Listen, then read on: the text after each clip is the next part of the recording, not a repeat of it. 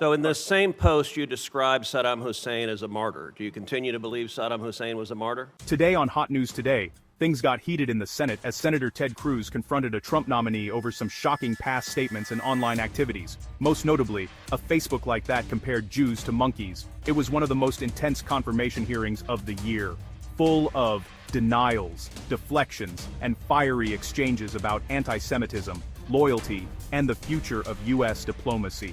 Before diving in, don't forget to hit subscribe and turn on notifications so you stay updated on Washington's most explosive hearing. I am concerned that your stated public positions are markedly in conflict with the views of President Trump and with the positions of the United States. So I want to spend some time talking about your views. Let's talk first about boycott, divestment, and sanctions of Israel. During your tenure as mayor, the Hamtramck City Council passed a resolution supporting the boycott of Israel, divestment from Israel, and sanctions of Israel. Do you support boycotting Israel? Thank you, Senator, for that question. So, as a mayor, my position is an honorary position, and it's a city manager system in our government, city government. So, the Jewish Voice for Peace group drafted that resolution, came and convinced the city council to unanimously vote for that. So you voted for it? I didn't vote for it because I only vote if there's a tie. So it wasn't my idea, it wasn't my initiative. It was the Jewish Voice group. Did you support it at the time? I didn't support it. I didn't vote for it. Did It wasn't my idea. Did you oppose it? I didn't have to vote at the time. So Do you support boycotting Israel right now?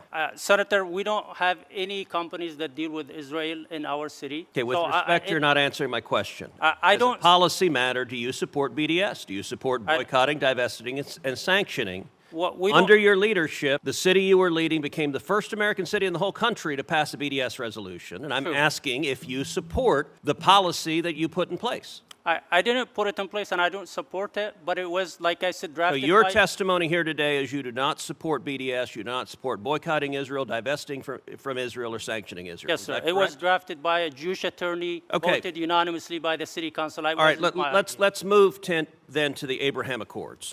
First, Cruz took aim at a major past decision. During the nominee's time as mayor, their city became the first in the U.S. to pass a resolution supporting BDS, the movement to boycott Israel. Cruz pressed hard. Do you support BDS now? After evasive responses, the nominee finally stated, I don't support it. If you think public officials should be held accountable, hit that like button. Then Cruz brought up the Abraham Accords, a signature Trump achievement. The nominee had criticized these accords as a threat in 2020. Now, they claim to support them. Cruz was skeptical, pointing out the nominee's flip-flopping raised questions about their credibility. In August of 2020, you posted harsh criticism of President Trump's push to normalize relations between Israel and the UAE. You said that it was a threat to stability and a cause for mourning. Do you continue to oppose the Abraham Accords? I don't recall writing that, Senator, but at the time, as you know, I was opposed to the president. Up until 2024, I was still not a supporter of President Trump until... So you opposed President Trump. My question is, do you oppose the Abraham Accords? No, Senator. I think there's a great opportunity at this time to have a growing momentum and to move with the President Trump peace plan. And there's a great opportunity that we can treat everybody fairly and accomplish regional stability, a long-term, everlasting peace, and get everybody involved in this. The exchange took a darker turn when Cruz confronted the nominee about past posts praising Saddam Hussein and the Muslim Brotherhood. The nominee backtracked, denying current support for these views. But Cruz's grilling left many questioning the sincerity of these reversals. Let us know what you think in the comments. So in this same post, you described Saddam Hussein as a martyr. Do you continue to believe Saddam Hussein was a martyr? Thank you, Senator, for that question. This is the third time I'm asked. And as I said, I was a private citizen in 2020. I'm just asking your views. Yes, thank you. I will clarify that. It was the day of January 7, 2020, when our military bases were attacked by Iran. And in a moment of anger, because we didn't respond. So I asked you about today. Do you continue to believe Saddam Hussein was a martyr today? Senator, I don't think that, no doubt that Saddam was a dictator.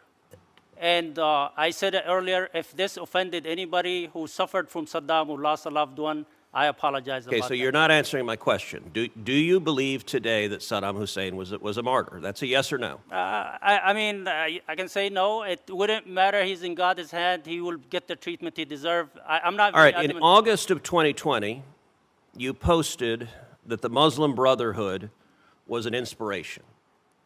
Do you continue to believe the Muslim Brotherhood is an inspiration? Thank you, Senator. I think a lot of my posts were written in Arabic and mistranslated. I believe that, it's an ideology. It's not just a group of people. I disagree with a lot of things that they do. Some of them are extremists. Some of them are part of some governments in the Middle East. So I trust our government to do the research and Okay, again, my question was simple and straightforward. Do you continue to believe the Muslim Brotherhood is an inspiration? No, I'm not part of it. I don't believe in that. But if Okay, but anybody you did post it in 2020. Let me ask you, how would you be able to serve as an ambassador if President Trump designates the Muslim Brotherhood as a terrorist organization? I have legislation to do that. I believe it is likely the Trump administration will designate the Muslim Brotherhood as a terrorist organization. Hamas is the Muslim Brotherhood in Palestine.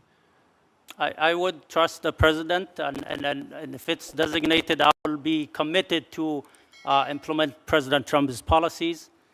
I'm not, I trust the president's policy, and if confirmed, I will be implementing the policies of the administration. I mean, I wouldn't go against the president and his policies. Finally, the moment that stunned everyone, a Facebook like calling Jews monkeys. The nominee claimed it was an acknowledgement, not agreement. Cruz wasn't buying it, firmly labeling it anti-Semitism. This raw exchange highlighted the power of words and likes in the digital age. Cruz wrapped up by stating the nominee's record clashed with Trump's policies.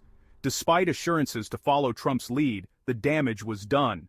This hearing left America debating the impact of digital actions on public service. Mr. Garlieb, I will say, from your long-standing public positions, it appears you have a deep-felt and passionate view about the Middle East, but it is a view that is in direct conflict with the policy positions of President Trump and this administration. I will point out also that, and you've been asked about this before, but it is really quite astonishing, that on Facebook, you liked a post that called Jews monkeys for their own benefit. Thank you, Senator. Why would you like a post that calls Jews monkeys? Thank you. I explained that earlier. From 2010 to 2000, before I became the mayor, I used to have a bad habit of acknowledging every post, every comment under my post. Doesn't mean that I agree with it, just acknowledging. But they were a response under that was not translated or interpreted that says you can say this in your country but not in this country, which means that I did not agree with that post, even though I acknowledge it. I know it was a bad habit, but let me be clear, I don't agree with that statement, and I treat everybody with respect. For more high-stakes political coverage, subscribe to Hot News Today, hit that notification bell, and join the discussion. Until next time, stay informed, stay critical, and remember, in Washington, every word matters.